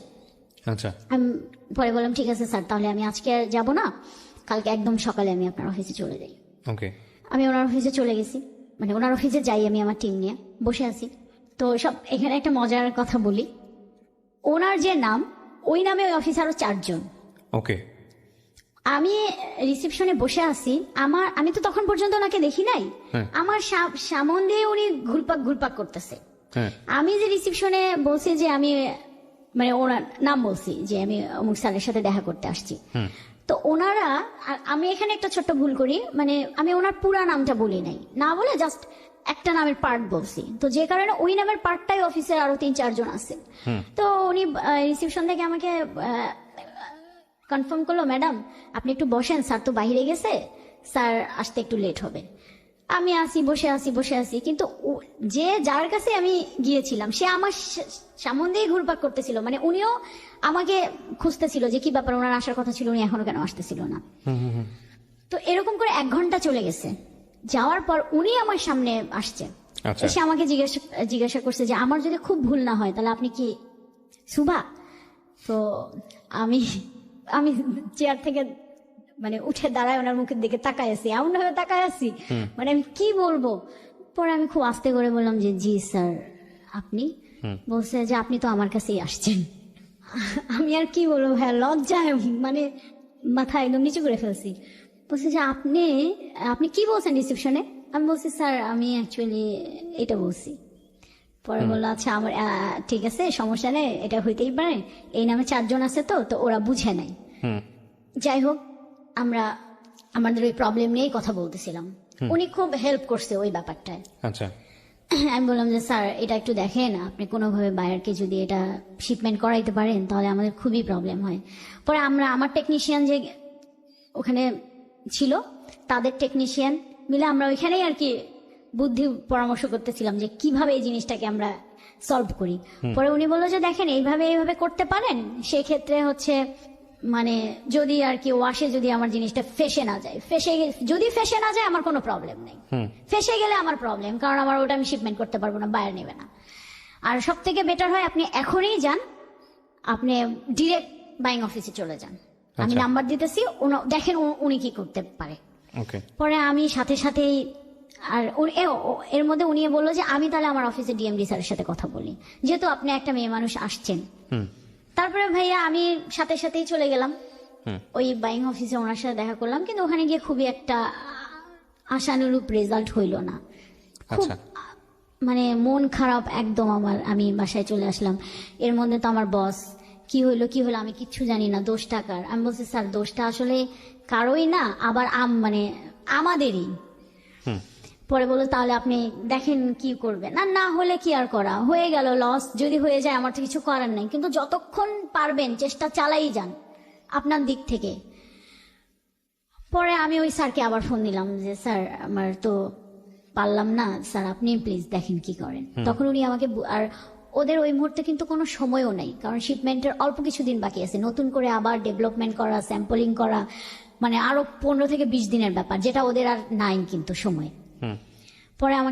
পরে আমি এক পর্যায়ে বললাম যে স্যার তাহলে যদি না হয় তাহলে আর কি করার, আপনি এটা অর্ডার ক্যান্সেল করে দিয়ে আপনি অন্য কারো কাছ থেকে নিতে পারেন। তখন বললো যে না এটা কোনো তো সলিউশন না, এখন এই আমার সময় হাতে মাত্র 4-5 দিন আছে আমার শিপমেন্টের, আমি এখনো কিছুই শুরু করি নাই, আমার কাটিং এর লোকজন বসে আছে, লাইন বসে আছে, আপনি এসব কি উল্টাপাল্টা কথা বলেন। আমি বলছি তাহলে এটাই নিতে হবে, আমার কোনো উপায় নেই, আমি নতুন করে আর আপনাকে প্রোডাকশন করে দিতে পারবো না। তা আপনি যেখানেই নেন না কেন, আমার কাছ থেকে নেন, অন্য কারো কাছ থেকে নেন, আপনাকে মিনিমাম 25 দিন সময় লাগবে। বলছে না আমার পক্ষে সম্ভব না। পরে যাই হোক ওনারা বলছে দেখি আমি কি করতে পারি। ওনারা ওনাদের অফিসে ওনার স্যার, ওনার ম্যাডাম এদের সাথে আলোচনা করলো। আমাকে পরের দিন বিকালবেলা আমাকে ফোন দিয়ে বললো যে আপনি এক কাজ করেন, আপনি ফেব্রিক্সটা পাঠিয়ে দেওয়ার ব্যবস্থা করেন, ওকে, কিন্তু এখানে আপনি আমাকে একটা মেইল দেন, আর এটা আমি আপনাকে মেইলের রিটার্ন মেইল দিচ্ছি, এবং এখানে লেখা থাকবে যেটা আপনার যে পেমেন্টটা সেটা আপনি শিপমেন্টের পর পাবেন। আচ্ছা, তার আগে আপনি কোনো পেমেন্টের জন্য ঝামেলা করবেন না, কারণ এই মালটা মানে এই প্রোডাক্টটা ফেব্রিক্সটা আপনার হচ্ছে জার্মানি যাবে, ওইখান থেকে কাস্টমার কিরকম সেল হয় সেরকম তারা ওয়াশ করবে, তারপরে তো তারা যদি চলে তাহলে আমরাও পেমেন্ট পাবো, আপনিও পাবেন। মিনিমাম 6 থেকে 7 মাস সময় লাগবে। এর আগে কোনো ফোন টোন কিন্তু দিয়ে না, আমি দিতে পারবো না। তা বলছে আচ্ছা ঠিক আছে স্যার, সমস্যা নেই, আপনাদের সাথে তো আমার র্যান্ডমলি কাজ হয়, একটা পেমেন্ট আচ্ছা 6-7 মাস আটকায় থাকলেও প্রবলেম নেই, কিন্তু আমার লস হইলো না। এরপরে আমি আমার মতো 3-4 মাস তার সাথে আমার কোনো যোগাযোগ নেই, টোটালি কোনো যোগাযোগ নেই, কোনো ফোন না, কিছু না। হঠাৎ একদিন আমি বলি তারিখটা আমার মনে আছে, 25 তারিখ ডিসেম্বরের 25 তারিখ 2017 সাল। আমাকে ডিসেম্বরের 25 তারিখে আপনার বড়দিন আর কি, তো আমাদের যেটা নিয়ম থাকে প্রত্যেকটা ক্লায়েন্টদেরকে আমরা উইশ পাঠাই বড়দিনের। তো আমি ওই একটা টেক্সট সিলেক্ট করে সবাইকে ওইটাই ফরওয়ার্ড করে, হ্যাঁ, তো ওনাকে আমি পাঠাইছি। তারপরে না আমার কিছুক্ষণ পর উনি দেখি আমাকে রিপ্লাই দিল। রিপ্লাই দেওয়ার পর আমাদের মধ্যে কথা টথা হচ্ছে। তখন আমার একটা ছবি ছিল হোয়াটসঅ্যাপের যে প্রোফাইল পিকচারটা, ওই প্রথম উনি আমার দিকে, ওই ছবিটাতে উনি আমার দিকে ভালো করে তাকায়। আমাকে কিছুক্ষণ পর সে খুব মানে অদ্ভুত একটা কোশ্চেন করছে, আমার কাছে যদিও এটা অদ্ভুত লাগে, জানি না দর্শকদের কাছে কেমন লাগবে। আপনি কি ওই মেয়েটা যে মেয়েটা আমার অফিসে আসছিলেন? মানে আমি প্রশ্নটা শুনে একটু অবাক। আমি আস্তে করে রিপ্লাই দিলাম জি স্যার আমি ওই মেয়েটা। আপনি পাঠিয়েছিলেন? আমি রিকোয়েস্ট পাঠিয়ে নেই, উনি পাঠাইছে। মানে উনি মানে না, এটা ফেসবুকে না তো ভাইয়া, এটা হোয়াটসঅ্যাপের কথা বলি। হোয়াটসঅ্যাপে আমি যে মেসেজটা করছিলাম না, এরপর থেকেই উনি আমাকে রিপ্লাই, এবং আমার যে হোয়াটসঅ্যাপে ছবিটা দেওয়া ছিল সেটা উনি ফার্স্ট ওই দিনই আমাকে নোটিস করে ওই ছবিটাতে, এবং নোটিস করার পরে আমাকে এই টেক্সটটা করে। পরে আমি ওনাকে রিপ্লাই দেয় জি, বলছেন না হতেই পারেন না। আমি বললাম যে কেন? বলছেন না হতেই পারে না, এত ডিফারেন্ট হয় একটা মানুষ কিভাবে। এই যে ওইখান থেকে এই একটা ইস্যু নিয়ে ওইখান থেকে আমাদের মানে কথা ফেসবুকে চ্যাটিং, তখন পর্যন্ত আমরা ফোনে কথা বলিনি। তো এরকম করতে করতে মানে আমি বুঝতে পারতেছি উনি আমাকে কি জানি বলতে চায়, আমি বুঝতে পারতেছি উনি আমাকে কি জানি বলতে চায়, বাট আমি অ্যাভয়েড করে যাই। উনি কি বলতে চায় আমি অ্যাভয়েড করতে যাই। উনি আমাকে শুধু বলে যে আপনাকে আমার একটা কিছু কথা বলার আছে, এই পর্যন্ত। আমি যখনই জিজ্ঞেস করি কি, না থাক অন্য একদিন বলবো। এইভাবে আরো 2 মাস চলে গেল। আচ্ছা। যাওয়ার পর একদিন আমাকে বলল যে না, আপনাকে নিয়ে আমার অনেক ডাউট আছে। আমি বলছি কেন? বলছে যে তখন পর্যন্ত কিন্তু আমাদের আর ফেস টু ফেস দেখা হয় নাই। বললো যে না। আমি বলছি কেন, আমাকে নিয়ে আপনার কি ডাউট? বলছে আপনি এই মেয়েটা হইতে পারেন না। তো আচ্ছা, যদি এই মেয়েটা হন তাহলে এক কাজ করেন, আপনি আমার অফিসে চলে আসেন। আমি তখন বললাম আমি অফিসে যাব, আমার অফিসে যাওয়ার তো একটা রেজন লাগবে। বলছে কোনো সমস্যা নাই, আমি আপনাকে সিসি মানে আপনার বসকে সিসিতে রেখে আমি একটা আপনাকে মেইল পাঠাই। ওকে। তাহলে তো এটা আপনার বস দেখলেই তো আপনি তো একটা কারণ পাইলেন, পাবেন। তো উনি তাই করলো। আমি এর মধ্যে কিন্তু আমাদের টুকটাক প্রতিদিনই কথাবার্তা হয়, রাতেও চ্যাটিং হয়। তারপরে আমি যাই পরের দিন, তো স্যার আমাকে ডেকে বলো যে এরকম তো উনি একটা মেল দিয়েছে, দেখো তো কি প্রবলেম। পরে আমি পরের দিন অফিসে গেলাম। তো যেহেতু আমি ওই দিন কোনো কাজেই যাব না, কাজের কত সালের ঘটনা এটা যখন শুরু হচ্ছে? 17 সালে, কয়েকদিন আগে। হ্যাঁ। তারপর আমি ওইখানে গেলাম ওদের অফিসে। জি। তো ওনার সাথে আমার দেখা, ওই অফিসেই ভালোভাবে দেখা। প্রথম উনিও আমাকে ভালোভাবে মানে খেয়াল করছে, আমিও ওনাকে ভালোভাবে খেয়াল করছি। পরে উনি আমাকে বলল যে আচ্ছা ঠিক আছে, অফিসে যেহেতু এত ডিটেলস কথা বলা যাবে না, আমরা খুব নর্মালি কথা বললাম, আপনার অফিসের বিষয়ে কথা বললাম। কিন্তু উনি আমাকে, আমি খেয়াল করতেছিলাম উনি আমাদেরকে খুব ভালোভাবে তাকাইছিল। এবং এই বিষয়টা কি আপনি খুব ইজিলি নিচ্ছেন? লাইক থাকে না একটা পছন্দ করি না, অস্বস্তি বোধ করতেছি না, কিন্তু আমার ভালো লাগতেছে না। ফার্স্ট টাইমে আমার ওই সময় আমার একটু অস্বস্তি বোধই লাগতেছিল। আচ্ছা আচ্ছা। যে পরে যাই হোক আমি আর কিছু বলি নাই, কথাটা তো শেষ করে আমি আসলাম। পরে আমাকে দেখলো যে সে আমাকে মেসেজ দিল, দিয়ে বলল যে না ঠিক আছে, আমার ডাউট মানে চলে গেছে। তারপর থেকে উনি আমাকে নানান ভাবে বোঝানোর চেষ্টা করে, টেক্সট হয়, কথা হয় প্রতিদিন। এবং আমি পরের দিন থেকে দেখি উনি আমার প্রতি একটু অন্যরকম, মানে ওনার কথার সুর আমাদের ফোনের কথা থেকে মেসেজে কথা বেশি হইতো। থাকে না অনেক সময় মেসেজের ভাষাও কিন্তু ভাইয়া বোঝা যায়। রাইট। হ্যাঁ, মেসেজের ভাষাও কিন্তু বোঝা যায় সে মানে কি আসলে বলতে চাচ্ছে বা কি মিন করতে চাচ্ছে। সে দেখি আমার প্রতি খুবই কনসার্ন, আমাকে নিয়ে সে খুবই চিন্তা করতেছে, সে টেক কেয়ার করতেছে। তো তখন তো আমার ওই অফিসে অনেক কাজের প্রেসার, আমি অনেক কাজ করতাম। দেখা যেত যে আমার মানে কাজের ফাঁকে ফাঁকে আমি তাকে টেক্সট করতেছি, সেও কাজের ফাঁকে ফাঁকে টেক্সট করতেছে, নানান ধরনের কথাবার্তা। মানে সে একটু আমার এই যে দুপুর হলে তুমি লাঞ্চ করো, এখন অনেক লাঞ্চ করবা না, কখন করবা, যাও লাঞ্চ করো, কাজ কেন করতেছো। এই যে আমার প্রতি যে তার টেক কেয়ারটা, এইটা না আমার ভাল লাগতেছিল, আমার ভাল লাগতেছিল যে সবসময় সে আমাকে টেক কেয়ার করে। তারপরে কাজের ফাঁকে দেখা যায় যে সে একটা ভিডিও কল দিল, দিয়ে বললো যে আমি ভিডিও কলে থাকি, তুমি কাজ করো। Very interesting. হ্যাঁ। তো এটা তো ডিপ টাইপের একটা রিলেশনশিপে চলে যাচ্ছে, বোঝা যাচ্ছে খুব নরমাল টাইপের কোনো কিছু না, এখানে ফিলিংস জড়িত। হ্যাঁ। তো আমার না জিনিসটা ভাল লাগতেছিল, আমি খুব এনজয় করতেছিলাম। আচ্ছা। তো এরকম হইতে হইতে আমি বাসায় মানে ওই যে আমি নর্মালি ওয়াইফাই ছাড়া দেখা যেত যে আমার তো ওইরকম কোনো আপনার ইন্টারনেটে তেমন কোনো কাজ নাই, আমি অফিস বাসায় ছাড়া এই আপনার কি বলে বাহিরে খুব একটা ডাটা ইউজ করতাম না প্রয়োজন ছাড়া। আচ্ছা। তো আমার একদিন একটা মিটিং পড়লো মহাখালীতে, আমি মহাখালী আসছি। এই যে একটা মানে আস্তে আস্তে যে আমি ইনভলভ হচ্ছি, আমি তখন পর্যন্ত সে আমাকে বুঝাইতে চেষ্টা করলো, আমি ফার্স্ট টাইমে কিন্তু বুঝলেও একটু চাইতেছিলাম যে একটু ডিস্টেন্স ক্রিয়েট করতে, মানে আমি চাচ্ছিলাম না যে এত তাড়াতাড়ি ইনভলভ হয়ে যাইতে।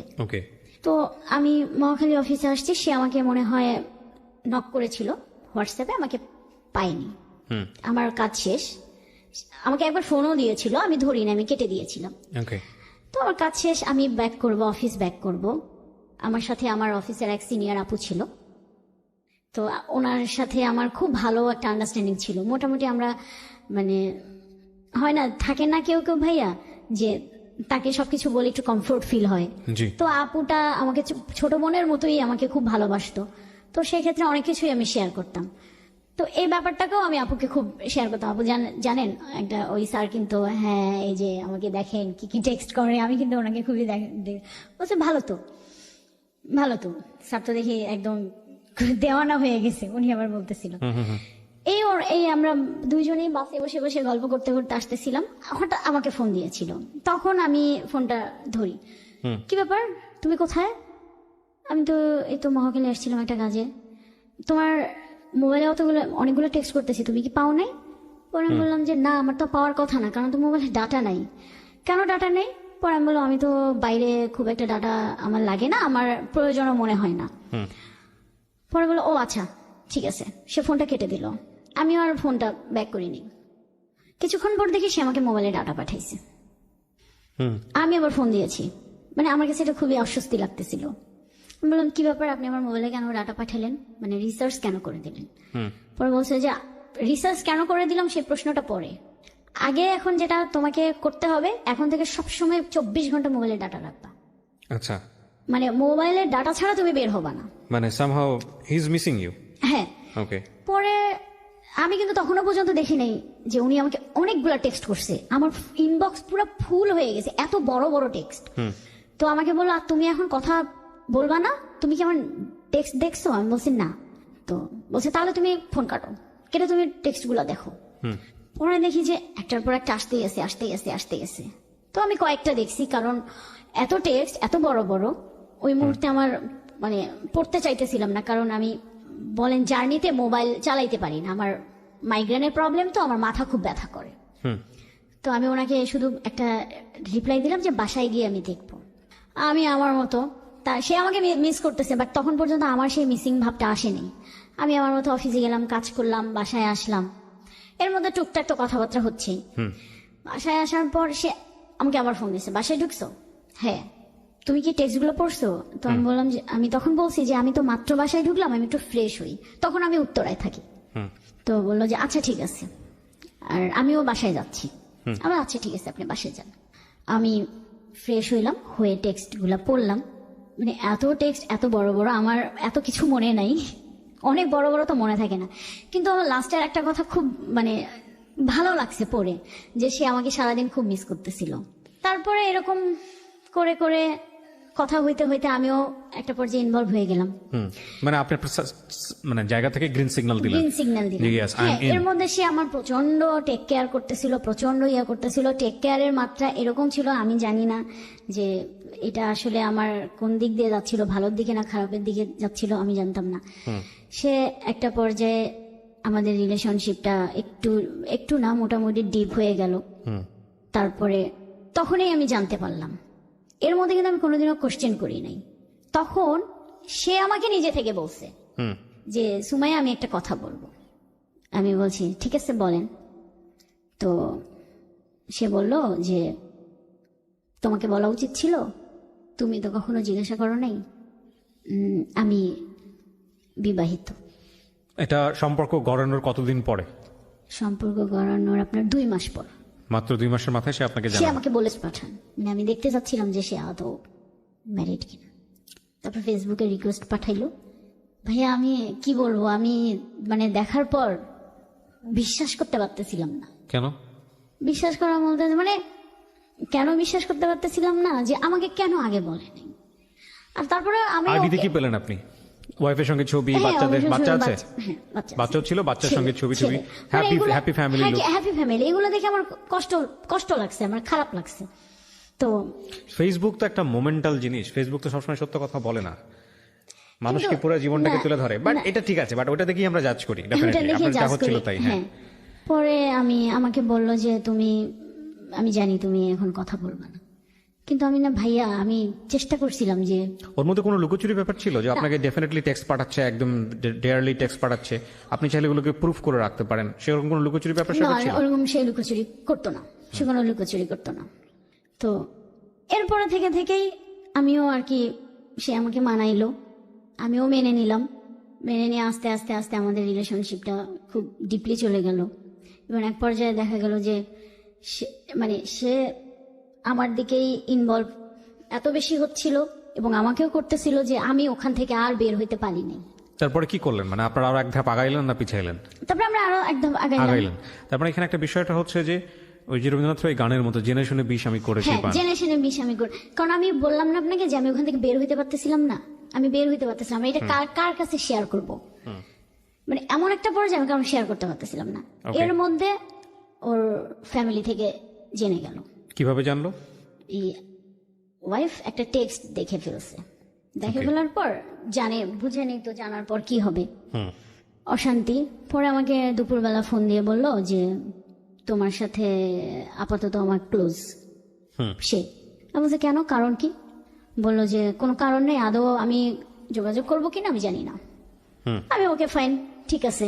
আমার কষ্ট হচ্ছিল, হুম কিন্তু আমার তো এখানে কিছু করার নেই, হুম কি করতাম আমি? আমি বলছি জি। ঠিক আছে। তারপরে সে ইমোশনালি টেক্সট পাঠাচ্ছিল, আমিও পাঠাচ্ছিলাম। পরে তার ওয়াইফ, ও একটা পরে আমার বিকালে সন্ধ্যার দিকে বললো আমার ওয়াইফ তোমার নাম্বার নিয়েছে, তোমাকে হয়তো ফোন দিবে, আমি কিন্তু এরকম এরকম ভাবে বলছি, তুমি ঠিক এইভাবে এইভাবে বইলো। মানে তার দোষ সম্পূর্ণটা আমি আমার ঘাড়ে নিয়েছি। ওকে। তো তার ওয়াইফ আমাকে পরের দিন ফোন দিল, দিয়ে আমাকে জিজ্ঞাসা করলো। তখন আমি বললাম যে না, এরকম আসলে তেমন কিছু না। তখন সে বললো যে না, মানে তোমাদের টেক্সট দেখে আমি বুঝতে পেরেছি যে কিছু একটা আছে, তুমি যতই কিছু বলো না কেন। হুম তো পরে আমি বললাম যে না, এরকম কিছু না আসলে, মানে হ্যাঁ আমাদের কথাবার্তা হয়েছে, কিন্তু এখন আর হয় না, স্টপ। হুম পরে বললো যে ঠিক আছে, আমি এটাই যেন চাই, স্টপ হয়ে যাক, এটা যেন আর না আগায়। এরা যেন না আগায়। আর বলছে ওকে ঠিক আছে।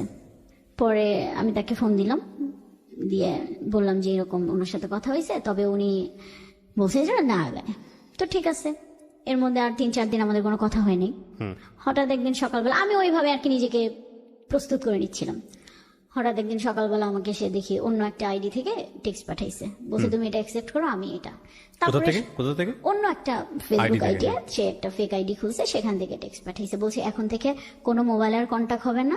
মানে সেও মানে ফিল করতেছিল যে সে ওইটা একটা অভ্যাস হয়ে গেছে, এরকম আমাকে ছাড়া সে থাকতে পারতেছে না, ইয়ে করতে পারতেছে না। আমারও তো এখন, আমি তো তাকে ভালোবাসি, যখন আমি এই ধরনের কথা শুনবো স্বভাবতই আমি উইক হয়ে যাব।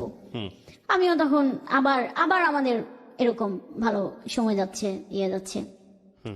তো এরকম করে করে ভাইয়া আসলে কি বলবো, মানে বিষয়টা হচ্ছে এরকম যে আপনি বিষয়টা- গোপনেই সবকিছু মেনটেন করছিলেন। মেনটেন করতেছিলাম গোপনে, এবং তার মধ্যে সে হচ্ছে আমার বাসায় আসা যাওয়া করতেছিল। তখন আপনি আলাদা থাকতেন? আমি আলাদা থাকি। একটা ফ্ল্যাটে আলাদা থাকতেন? হ্যাঁ, আমি আলাদা থাকি, আমার বাসায় আসা এবং যাওয়া। আপনার বাসায় আসা যাওয়া, আপনাদের ফিউচার কি ছিল, মানে আপনার জায়গা থেকে ফিউচারটা কি মানে ছিল? ফিউচার, মানে ফিউচার এরকমই থাকবো আমরা, যতটুকু পারি মেনটেন করবো। যতটুকু পারি মেনটেন করব। ওকে। কারণ সে একটা কথাই সবসময় বলতো যে আমার তোমাকেও লাগবে, তাকেও লাগবে, আমি তাকে ছাড়তে পারবো না, বিকজ তার উপর আমার একটা দায়িত্ব আছে, বাচ্চা আছে। তোমাকে ছাড়তে পারবো না, তুমি আমার ভালোবাসার জায়গা, মানে একজন আমার দায়িত্বের জায়গা, একজন আমার ভালোবাসার জায়গা। তো এরকম করে করে আমাদের রিলেশনশিপটা এত গভীরে চলে গেল যে যেখান থেকে সেও আর পারতেছিল না বের হইতে, আমিও আর পারতেছিলাম না বের হইতে।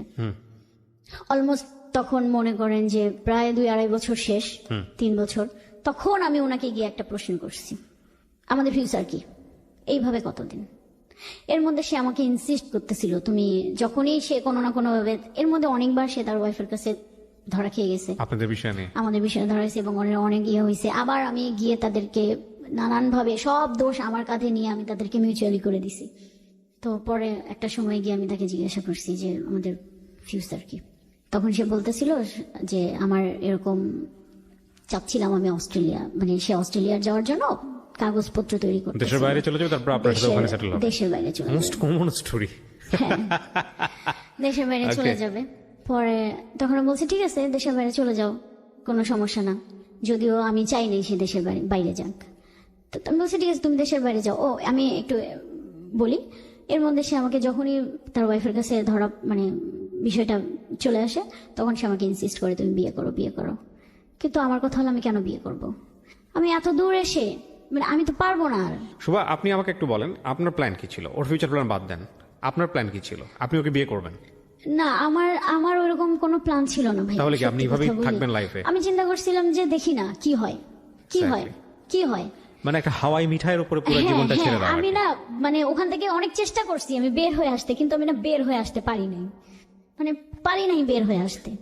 চেষ্টা যে করি নাই ভাইয়া তা কিন্তু না, আমি প্রচন্ড চেষ্টা করছি। চেষ্টা মানে কি আপনি আরো কার প্রতি ফলেন হওয়ার চেষ্টা না না করতেছিলেন? না, তাহলে? আমি কারো প্রতি না, মানে আমি নিজে থেকেই নিজেকে মনকে বোঝাচ্ছিলাম যে এটা তো হবে না, মানে এটা তো কোনো ফিউচার নাই। সে আমাকে যতই ভালোবাসুক না কেন, তার একটা ফ্যামিলি আছে, তো আমি তো একটা মেয়ে হয়ে একটা ফ্যামিলি তো আমি নষ্ট করতে পারি না। এখানে খুব গুরুত্বপূর্ণ কিছু বিষয় আছে, আপনারা জাজমেন্টাল হবেন না।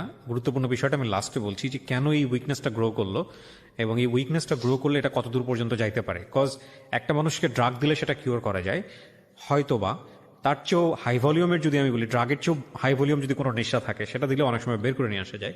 বাট ওয়ান থিং যেটা দিলে কিওর করা খুব মুশকিল, পুরো লাইফটা নিয়ে টানাহেঁচড়া শুরু হয়ে যায়, সেটা ওনার জীবনে ঘটেছে। উনি হয়তো পরবর্তীতে এগ্রি করবে, সেটা নিয়ে কথা বলবো আমরা একেবারে শেষের দিকে এসে।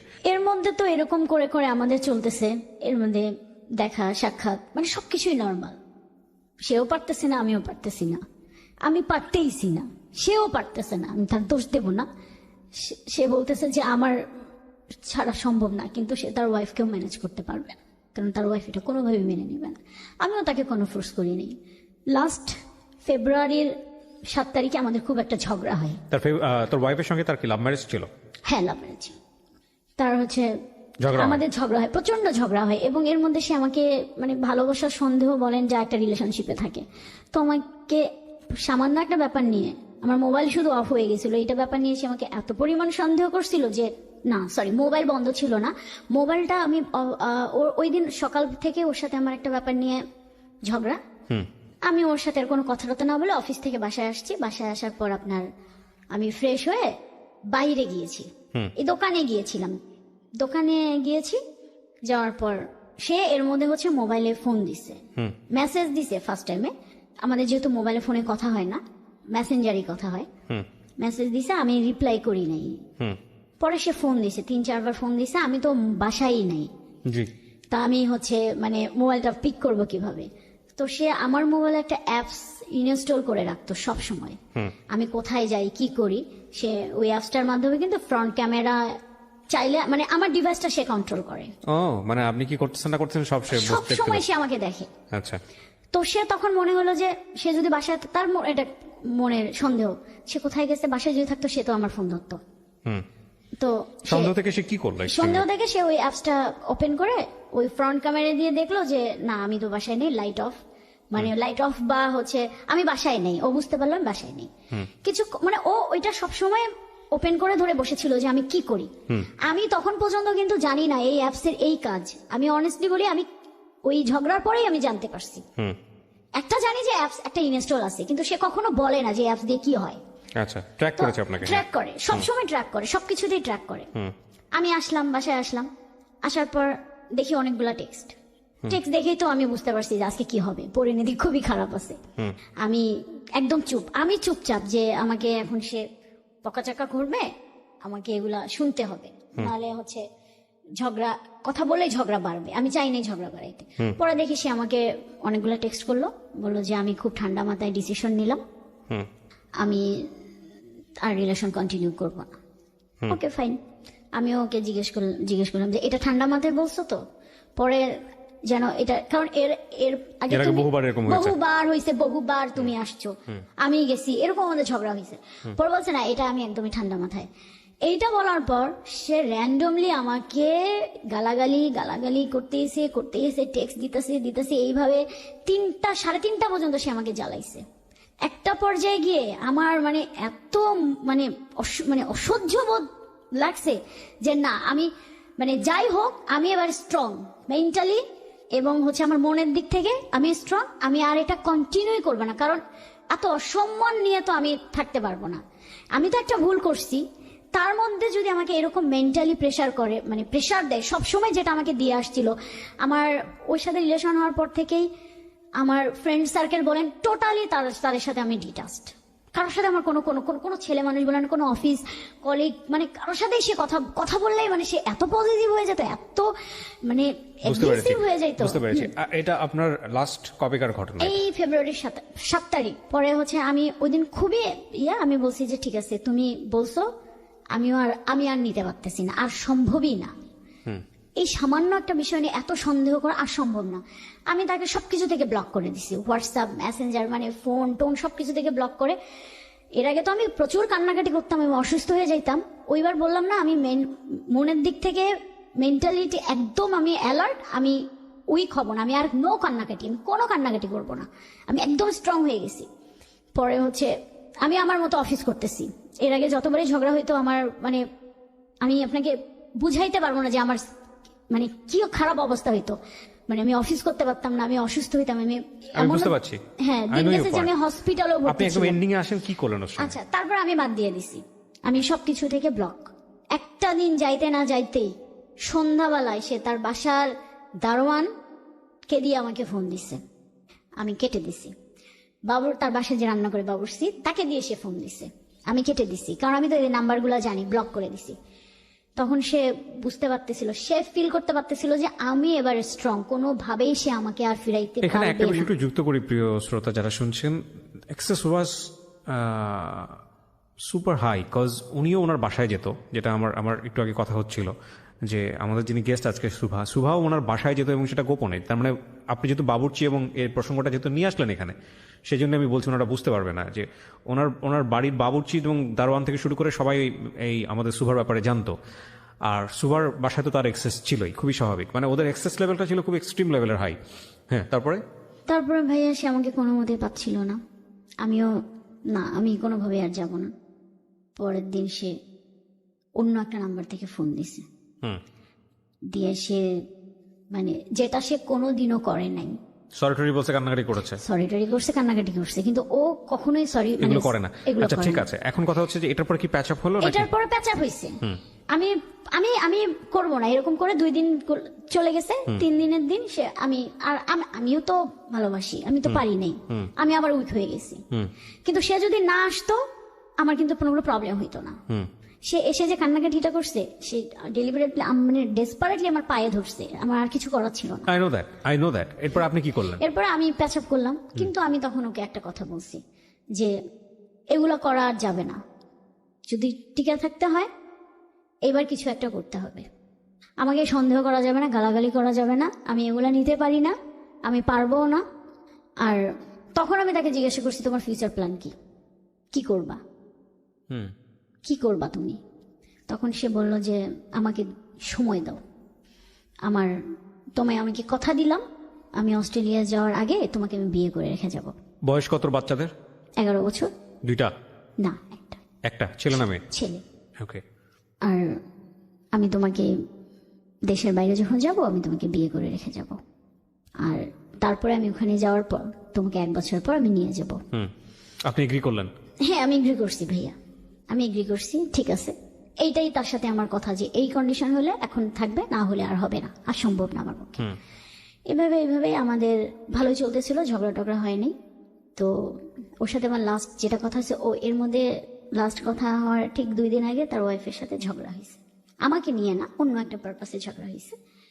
এবং সে এত পরিমাণে একটা খুবই বাজেভাবে ঝগড়া হয়েছে যে মনে হয়েছে, সে আমাকে জানাইছে যে তার আব্বা আম্মা আসছে।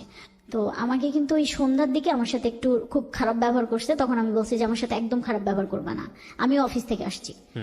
তখন সে আমাকে বললো আচ্ছা সরি, আমার ভুল হয়ে গেছে, আমি জানতাম না যে আমার আব্বা আম্মা আজকে আসবে, তাদেরকে দেখে আমার মেজাজ খারাপ হয়েছে। যে মানে ওনার ওয়াইফের কথা বললো যে সে আবার কিছু বলছে নাকি। যাই হোক, মার্চের 13 তারিখে রাত 10টার পর আমাকে নর্মাল কথা হয়েছে, যে লাস্ট কথা এটাই হয়েছে যে তুমি রাতে খাবার খাইছো, আমি জাস্ট অ্যান্সার দিছি, এরপরে আর পাই নাই। 10 দিন কোনো খোঁজ ছিল না, 10 দিন পুরো আমি মনে করেন পাগলের মতো হয়ে গেছিলাম। কিন্তু মানে আমার মাথায় ওই একটা জিনিস কাজ করছিল যে মানে আমি অন্য সোর্স দিয়ে তার খোঁজার ট্রাই করছি, কিন্তু তার ফ্যামিলি মেম্বার বা তার ইয়েতে আমি কখনোই ফোন দিতে যাইনি, কারণ দিলে আমার এটা মাথায় কাজ করতেছিল যে কিছু যদি একটা গন্ডগোল হয় আর এই মুহূর্তে যদি আমি একটু নিজেকে কন্ট্রোল না করি তাহলে ব্যাপারটা আরো খারাপের দিকে যাবে। তো সে কারণে পরে 10 তারিখের 10 দিন পর 11 কি 12 দিনের দিন সন্ধ্যাবেলায় আমার কাছে একটা ফোন আসছে, আমি প্রথম তখনই জানতে পারি যে এক লোক আমাকে ফোন দিয়েছে, দিয়ে আমাকে বললো যে এরকম আমি অমুক জায়গা থেকে বলতেছি, আপনার নাম্বারটা আমাকে দিয়েছিল, দিয়ে আপনাকে শুধু মেসেজটা দিতে বলছে যে সে রিহ্যাবে আছে। আচ্ছা, ফার্স্ট আমি ওই দিন আর একটা ধাক্কা খাইলাম। মানে আপনি কি জানলেন রিহ্যাবে আছে মানে কি সে ড্রাগ নিত? তখন সে আমাকে মানে আমার না বিশ্বাস হচ্ছিল না কোনোভাবে, না এটা কিভাবে সম্ভব। আমি তো তার মাঝে এমন কিছু দেখি নেই যে সে কিভাবে শুনবো, সে এইভাবে আছে। পরে এখন তার সাথে যোগাযোগ করতে পারতেছে না, তো ওই লোকের মাধ্যমে সে আমাকে শুধু এইটুকু নিউজ দিছে যে আমি এখানে আছি, আমার ওই দিন কিছু করার ছিল না, তোমাকে ইয়ে করতে পারি না, আমি জানি তুমি অনেক কান্নাকাটি করছো। সে আমাকে তখনও ওই একটা আশ্বাস দিছে যে আমি ফিরে আসবো তোমার জন্য হলো। সে কি কনফার্ম রিহেবে আছে? জি, আমি দেখে আসছি। রিহেবে কি আপনি দেখে আসছেন? আমি অনেক কষ্টে, অনেক কিছু মানে তো ওনাকে আপনি কি কোশ্চেন করলেন রিহেবে? আমি আমি আমি ওইভাবে তো যেতে পারিনি ভাইয়া, কারণ ওখানে তো আপনার প্যারেন্টস ছাড়া কেউ, তখন তো মনে করেন এমনিতেই আমি শুনেছি যেটা পরে যে 1.5 মাস 1 মাস ছাড়া তার প্যারেন্টসরাও দেখা করতে পারবেন। আর ওই ওনার ওয়াইফের সঙ্গে আপনার কখনো ফেস টু ফেস কথা হয়েছে? ফেস টু ফেস কথা আমার একবার হয়েছিল, ওই ফার্স্টের দিকে। বাসায় গিয়ে আপনি কনভিন্স করে আসছেন? না, বাসায় না, তাহলে? ওই আমার একটা রেস্টুরেন্টে দেখা হয়েছিল, এই পর্যন্তই আর কি। ওনার ওয়াইফের সাথে কথা এরপরে আমার হয়নি। আচ্ছা, কি বলেছে আপনার ওনার ওয়াইফ আপনাকে?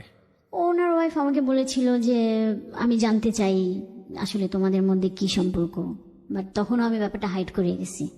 ও বলছে না আমাদের, কারণ ওনার ওয়াইফ এমনি টুকটাক বুঝতে পারতেছিল, একদম স্পেসিফিক কোনো টেক্সট বা কোনো কিছু পায় নাই যে যেটা একদম জোরালো ভাবে সে ধরবে।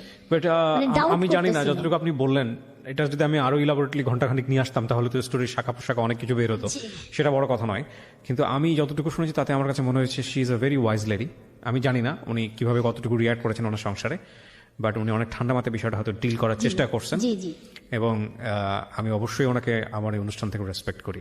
1 2 নাম্বার হচ্ছে যে আপনার এই গল্পটা আপনি কেন বললেন? আমি আগে প্রশ্নটার অ্যান্সারটা নেই, তারপর আমি আমার কথা বলে অনুষ্ঠান শেষ করবো। ভাইয়া, আমি এই গল্পটা বলতে আসছি এই কারণেই যে আমি তো ভুল করেছি, আমি চাই না যে আর কেউ এরকম একটা সম্পর্কে জড়াক। ভুলটা আপনার কোথায়? ভুলটা এটাই যে আমি একটা ম্যারিড পার্সনকে ভালোবেসে ফেলছি, যা আর তার থেকে বড় ভুল যে এটার কোনো ফিউচার নেই, এই সম্পর্কের কোনো ফিউচার নেই। না, কিন্তু আপনি কারোর প্রতি ফল ইন হয়েছেন, সবকিছু জেনে শুনে তো মানুষ ফল ইন হয় না। মানুষ ফল ইন, আমাদের সায়েন্স যেটা বলে, মানুষ এক নজরে দেখেই প্রেমে পড়ে যায়। হ্যাঁ, মানুষ এমন হয় যে পাশ দিয়ে হেঁটে গেছে, শরীরের স্মেলেই প্রেমে পড়ে গেছে, যায়, জি। এরকম ঘটনা ঘটেছে। সেখানে আমাদের দোষের কিছু নাই। কিন্তু আপনি 2 মাস যখন ওনার সঙ্গে এরকম সম্পর্কে থাকার পরে যখন জানতে পারলেন, ও আপনাকে যখন কনফেস করলো যে হি ইজ আ ম্যারিড গাই, তখন আপনি আপনার এই ইলিউশনের জায়গা থেকে হোক, ভালোবাসার জায়গা থেকে হোক, আপনি ওখান থেকে বের হয়ে আসতে পারেন নাই। পারিনি, জি পারিনি। আচ্ছা, এটা না পারাটাও আমি আপনার দোষের মনে করি না, হয়তো এটা সময় লাগতো, কারণ আপনি মেন্টালি উইক হয়ে গেছেন। কিন্তু দোষের জায়গাটা কোনটা জানেন? দোষের জায়গাটা হচ্ছে আপনি সেখান থেকে অ্যাডভান্স লেভেলে চলে গেছেন। আপনি যদি এগ্রি করেন তাহলে আমি বলবো যে না, জি ভাইয়া। আপনি যতটুকু ছিলেন ওখানে, হ্যাঁ। তখন থেকে যদি আপনি আরেকটু সামনের দিকে না যেতেন, যেটা হয়তো আমি একদম খোলামেলাভাবে বলছি না, যেটা হাজব্যান্ড ওয়াইফ টাইপের রিলেশনশিপে চলে যাওয়া এবং ওইভাবে লাইফ লিড করা, ওই জায়গাটায় আপনি যদি না যেতেন তাহলে ডিপেন্ডেন্সিটা একটু হলেও কম হতো। বারবার আপনার ব্রেন সিগন্যাল দিত যে মানুষটা ম্যারিড, এই মানুষটার একটা জীবন আছে, এই মানুষটার একটা বাচ্চা আছে, আমি চাইলেই সেটার ক্ষতি করতে পারি না। জি। সো আপনি যেহেতু ওইভাবে ইনভলভ না হলে, তাহলে আপনি হয়তো ধীরে ধীরে ওখান থেকে ধীরে ধীরে স্কেপ করতে পারতেন, escape করতে পারতাম, এবং জি। সেটা খুব ওয়াইজ ডিসিশন হতো। হ্যাঁ, কিন্তু না যেটা করে আমি আপনি আরো এক ধাপ ভিতরে চলে গেছেন, ভিতরে গেছি। এবং ওই একদম জেনে শুনে বিষ পান করছেন যা থাকে কপালে। হ্যাঁ, এরকম। যা থেকে কপালে। এটা ভয়ঙ্কর রকমের ভুল সিদ্ধান্ত। হ্যাঁ, তো যেটার মাসুল যেটা আমাকে এখন দিতে হচ্ছে, আমি জানি না, হয়তো আরো সামনে দিতে হবে, কারণ আমার সব থেকে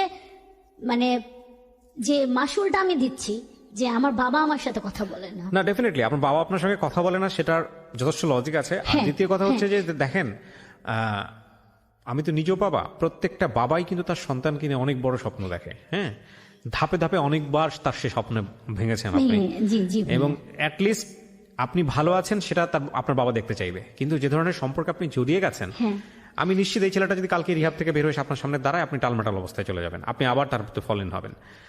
একটা জিনিস, এই ধরনের সম্পর্ক সাধারণত কিভাবে নষ্ট হয় আমি বলি। আমার শোনা, যারা এখানে গল্প বলেছেন সেই জায়গা থেকে বা সারাউন্ডিং থেকে আমি যতটুকু জানি, ভয়ঙ্কর রকম ভাবে একটা দুর্ঘটনা, সাধারণত কমন 4-5টা সিনারিও বলতেছি। 2 নাম্বার যেটা হচ্ছে সুইচিং করা, একটা সম্পর্কে থাকার পরে আরেকটা সম্পর্কে মুভ করা, যেটা সবচেয়ে ইজিয়েস্ট ওয়ে। আর 3 নাম্বার যেটা, সেটা হচ্ছে যে খুব খুব বড় ধরনের কষ্ট পাওয়া, অপর পক্ষ থেকে খুব বড় ধরনের কষ্ট পাওয়া, এবং এত বড় কষ্ট যে কষ্টের কোনো রেমেডি নাই। হ্যাঁ, যেমন দেখা যাবে যে হয়তো এই কারণে আপনার বাপ স্ট্রোক করে কোনো একটা দুর্ঘটনা ঘটে গেছে, অথবা দেখা গেল পরিবারে কোনো একটা ভয়ঙ্কর রকমের ঘটনা ঘটে গেছে, অথবা তার দ্বারা আপনার এমন একটা ক্ষতি হয়েছে যে ক্ষতিটা আপনি সারা জীবন ধরে আর কখনো পোষাতে পারবেন না। এই ধরনের ঘটনা ঘটলে সাধারণত এই রিলেশনশিপটা নষ্ট হয়। কিন্তু আমরা এই তিন ধরনের কোনো ঘটনাটাকেই সাপোর্ট করি না সুস্থভাবে বাঁচার জন্য। আপনাকে যেটা করতে হবে সেটা হলো যে এখান থেকে বের হয়ে আসতে হলে আপনাকে প্রতি মুহূর্তে আপনাকে হ্যামারিং করতে হবে, নিজেকে শক্ত জায়গায় দাঁড় করাতে হবে যে না, আমি যেটা করতেছি সেটা ড্রাগের চাইতে ভয়াবহ কিছু। এবং এটা সাইকোলজি বলে, যারা সাইকিয়াট্রিস্ট তারা ভালো বলতে পারবেন। প্রেমের সম্পর্কে যেখানে বাধা থাকে সেই সম্পর্কে সেখানে ভালোবাসা আরো অনেক বেশি তীব্র হয়। মানে নর্মালি আপনি কারোর সাথে রিলেশন করেন, সেখানে যে আবেগটা থাকে, যদি সেখানে বাধা থাকে তাহলে সেই বাধা যে পরিমাণ থাকে তার চেয়ে গতিবেগ ওইখানে ইমোশনের গতিবেগটা অনেক বেশি হয়। আপনার ক্ষেত্রে বিষয়টা সেরকমই ছিল এবং এখনো সেরকম আছে। আমি অবশ্যই সুভা যে গল্পটা এখানে বলেছেন তার ভয়েস চেঞ্জ করা হয়েছে, তার পরিচিতি সমস্ত কিছু এখানে গোপন করা হয়েছে, কারো পরিচিতি এখানে রিভিল করা হয়নি, কিন্তু আমাদের সমাজে এরকম ঘটনা অহরহ ঘটে। আরেকটা যেটা আমি গল্পের মাঝখানে একবার বলেছিলাম যে কেন উনি ফল ইন হলেন, এটা আমাদের সবার একটা বড় প্রবলেম, বিশেষ করে মেয়েদের ক্ষেত্রে এই জিনিসটা বড় প্রবলেম। সেটা হলো মেয়েরা টেক কেয়ার অনেক বেশি পছন্দ করে। রাইট।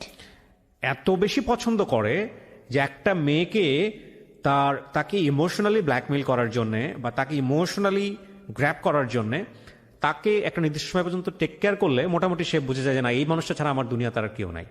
আর একটা বড় জিনিস হচ্ছে যেটা একটা মানুষ একটা মেয়েকে যখন আপনি ইমোশনালি গ্র্যাব করে ফেলবেন তখন ওই মেয়েটা আপনার জন্য জীবনের সর্বোচ্চ জিনিস ত্যাগ করার জন্য প্রস্তুত থাকবে।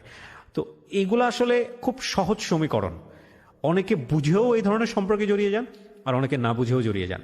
তো আমার মনে হয় যে আসলে যখন আমরা ম্যাচিউর মানে অ্যাডাল্ট বয়স্ক হচ্ছি, এই যে কথাগুলো বলতেছি সেটা যে আমি যে একদম নিজেও খুব প্র্যাকটিস করি তা না, বাট আমাদের সবার করা উচিত। সেটা হলো যে একটা মানুষকে জীবনে নেয়ার ক্ষেত্রে আপনাকে যোগ বিয়োগ করে তবে নেওয়া উচিত। এবং মজার বিষয় হচ্ছে দেখবেন এই ইমোশন বা এই যে ফিলিংসটা আমি বহুবার বলেছি, এটা জীবনের একটা পর্যায়ে গিয়ে থাকে না। তখন থাকে ওই মানুষটার আচরণ কেমন, ওই মানুষটার ব্যক্তিত্ব কেমন, ওই মানুষটা আপনাকে কতটুকু ব্রিদিং স্পেস দিচ্ছে বাঁচার জন্য, এই বিষয়গুলো তখন থাকে। এবং ওই মানুষটার ফ্যামিলি কেমন, আপনার ফ্যামিলি কেমন, তাদের সাথে আপনার সম্পর্কগুলো কেমন, এগুলো খুব গুরুত্বপূর্ণ।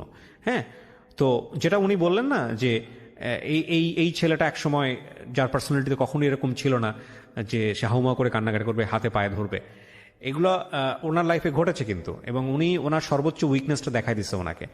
তো এগুলো সবার জীবনে ঘটে এই কারণে যখন উনি বাধাটা দিয়েছেন, যখন অনেক বেশি রিজিড হয়ে গেছেন, তখন উনি আর নিজের জায়গা থেকে নিতে পারেননি। আর আপনি যার গল্পটা এখানে বললেন সেই মানুষটা এসে যদি আমার এখানে গল্পটা বলে, আমি নিশ্চিতভাবেই বলতে পারি ওইখানেও অনেক যুক্তি খুঁজে পাওয়া যাবে যে ওনার জায়গা থেকে উনি রাইট। কারণ উনিও একটা ভালোবাসার সম্পর্কে আছেন এবং সেই সম্পর্ক থেকে উনি বিয়ে শাদী করেছেন, বাচ্চা হয়েছে। কোনো একটা নিশ্চয়ই প্রবলেম ছিল। মানুষ কখনোই হ্যাপি থাকলে এমন একটা জায়গা ক্রিয়েট করে না যেটা তার হ্যাপিনেসটাকে নষ্ট করে দিবে। আপনি অনেক মাথা নাড়তেছেন, হয়তো আমার দর্শকরা বুঝতেছে, তারা বুঝতে পারবে না। So she is agreeing with me cause উনি জেনে শুনে নিশ্চয়ই ওনার হ্যাপিনেসটা নষ্ট করেনি। সুতরাং সেই জায়গাটায় কি ল্যাকটা ছিল, সেই ল্যাকটা বোঝাটা খুব জরুরি। একটু বলি, আমি কিন্তু এই কোশ্চেনটা ওনাকে করেছিলাম যে আপনার মানে ওনার ফেসবুক, ওনার ওয়াইফ কথা বলে আমার যেটা মনে হয়েছে ওনার ওয়াইফের সাথে, আমি ওনার ওয়াইফকে একটু মানে ওনার ওয়াইফ কখনো কোনোদিনও আমাকে মানে আমার সাথে যত দুইবারই কথা হয়েছে উনি কিন্তু আমার সাথে কখনো খারাপ ব্যবহার করেনি, সুন্দরভাবেই কথা বলছে। তো আমিও কিন্তু কখনো এই কারণে মানে আমাদের দুইজনের আমরা কেউ কাউকে কিন্তু অসম্মান করে কথা বলি নাই, উনিও করেনি আমিও করি নাই, এবং খুবই নর্মালি খুবই ভদ্রভাবে কথা হয়েছে। তো কথা বলে আমি ওনাকে মানে কোশ্চেন করছিলাম যে আমার জানা মতে খুব ভালো একটা আমি ওনার ওয়াইফের কথা বলতেছি, সে একজন অনেক বড়, মানে হোয়াট ওয়াজ ল্যাকটা কি ছিল? হ্যাঁ, উনি অ্যানসার কি দিয়েছে? ফ্যামিলি ভালো। হ্যাঁ, আমি বুঝতে পেরেছি অ্যানসারটা কি দিয়েছে। সে অ্যানসার দিয়েছে যে ঠিক আছে, মানে আমি বলি যে আমি বলছি যে সে মানে তুমি যেরকম পারফেক্ট চাও তোমার ওয়াইফ কিন্তু এরকম পারফেক্ট, যেমন তুমি সবসময় ব্লেম দিতে আমি পারফেক্ট না, আমি পারফেক্ট না। অ্যানসারটা কি? জাস্ট অ্যানসারটা বল। সে তখন অ্যানসারটা দিছে যে কিছু তো একটা অপূর্ণতা আছে, সেই অপূর্ণতাটা কি সে কিন্তু আমাকে কখনো বলেনি। ওকে, আমরা সে অপূর্ণতা নাই বা খুঁজলাম পরোক্ষভাবে, তবে এটা ঠিক জীবনটা সবসময় অপূর্ণ, জীবনটা যে কোনো জায়গাতেই ডিস্যাটিসফাইড। কিন্তু এখানে কথা হচ্ছে যে অন্তত কিছু কিছু মানুষের ক্ষেত্রে এথিক্যাল জায়গায় কোনো কম্প্রোমাইজ করার কোনো সুযোগ নেই। যখন সন্তান হয়ে গেছে আপনি সে সংসারে সুখী নাই হতে পারেন, কিন্তু সন্তানের ভবিষ্যতের কথা চিন্তা করে হলেও আপনাকে সামনের দিকে এগিয়ে যেতে হবে। That is Y family, right? কারণ এই ইমোশন বলেন, এই প্রেম বলেন, এই ভালো লাগা বলেন, জীবনের একটা সার্টেন পিরিয়ড পর্যন্ত থাকে। কিন্তু বন্ডেজ, দায়িত্ববোধ, কিছু জিনিস ভালো লাগার বাইরে গিয়ে ক্রিয়েট করতে হয়। পিতৃত্ব বলেন, মাতৃত্ব বলেন, বিষয়গুলো তো আসলে তাই।